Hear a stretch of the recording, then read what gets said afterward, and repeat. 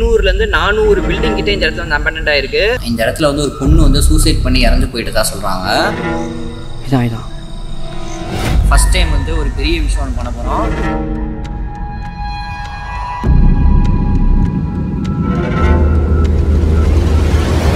எனக்கு தெரிஞ்சு இன்னைக்கு எதுவும் ஆகும்னு நினைக்கிறேன். என் மனசுலாம் உள்ளுக்குள்ள அப்படி தான் தோணுது. யாரு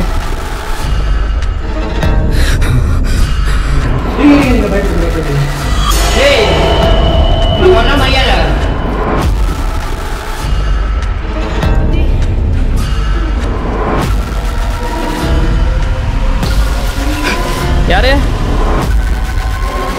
டேய் கார்த்தி, போதும் மச்சான், போதும்டா.